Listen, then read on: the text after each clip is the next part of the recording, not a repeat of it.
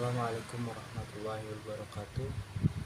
Melanjutkan pembahasan sebelumnya, yaitu mereview buku sejarah teks Al-Quran dan buku rekonstruksi Al-Quran dan penyusunan Al-Quran, masa Nabi hingga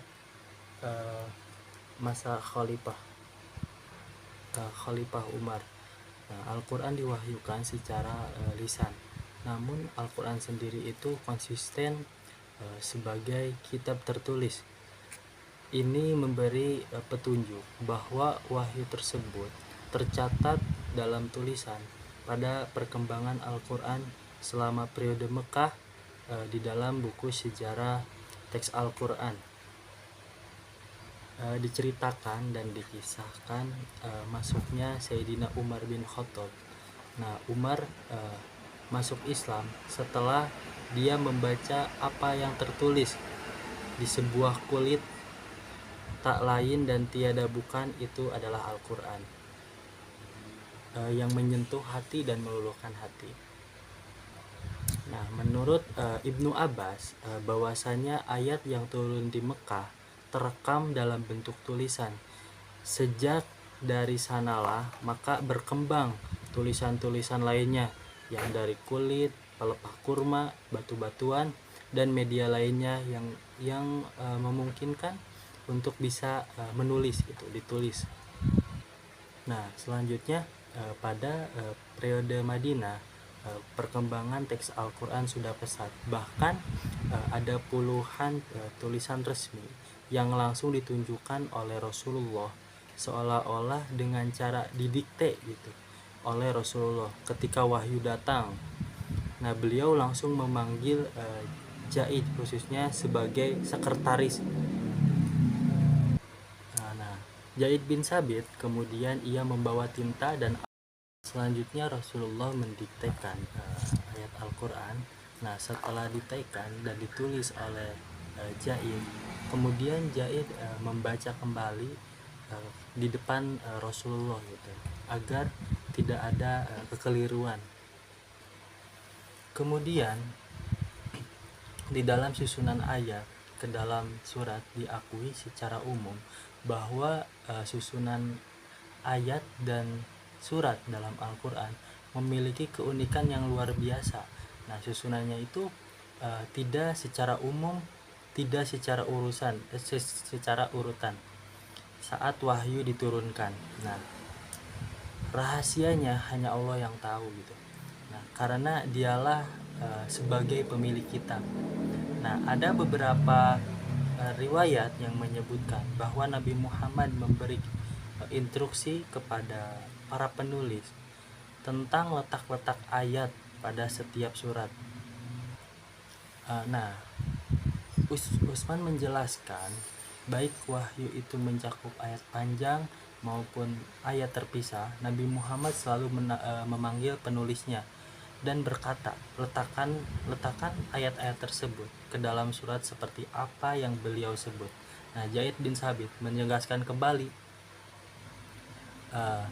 kami akan kumpulkan Al-Quran di depan Nabi Muhammad. Dan menurut Utsman,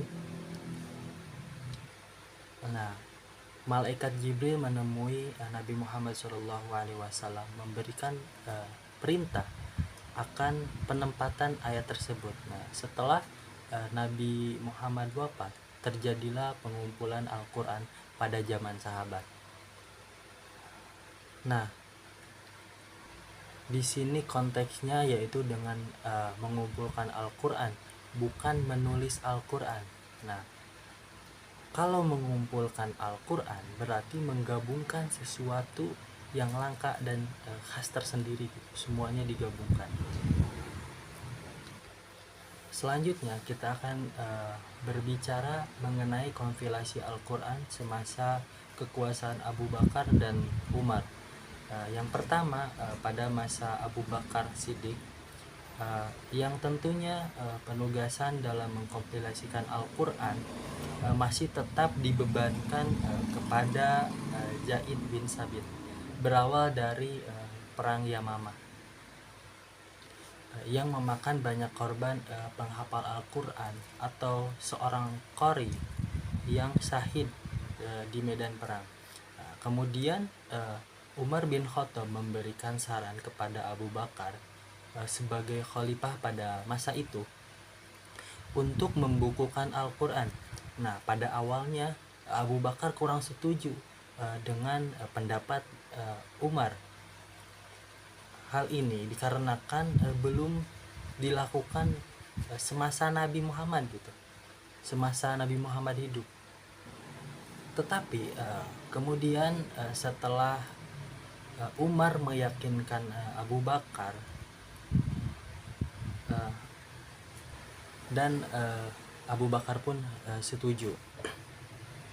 Nah, kemudian Abu Bakar pun wafat. Nah, kekuasaan khalifah diteruskan oleh Sayyidina Umar, dan kali ini Sayyidina Umar memperkenalkan kitab suci Al-Quran ke Jazirah Arab, bahkan sampai keluar Arab gitu.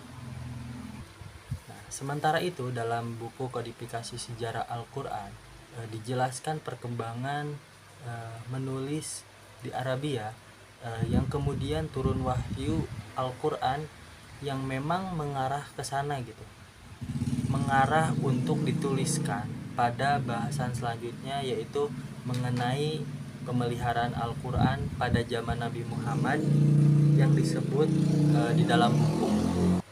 Nah, rekonstruksi sejarah Al-Quran ini isinya tidak jauh dari apa yang saya katakan sebelumnya di dalam buku sejarah teks Al-Quran. Nah, hanya saja dalam buku ini pada subtema lebih menceritakan peran Sayyidina Ali dalam mengumpulkan Al-Quran, tidak terlepas juga sebelumnya upaya dari Abu Bakar dan Umar dan Utsman. Nah, mengenai perkembangan pada zaman Utsman akan dijelaskan pada pertemuan selanjutnya. Hanya saja lebih banyak peranan Sayyidina Ali karena menukil sumber dari Syiah. Nah, pada zaman sahabat tersebut merumuskan beberapa mushaf-mushaf yang terbagi menjadi dua mushaf.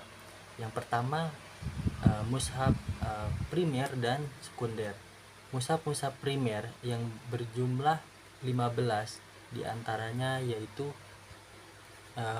mushaf Salim ibnu Makil, mushaf Umar bin Khattab, mushaf Ubay bin Ka'ab, mushaf Ibnu Mas'ud, mushaf Ali bin Abi Thalib, dan mushaf lainnya.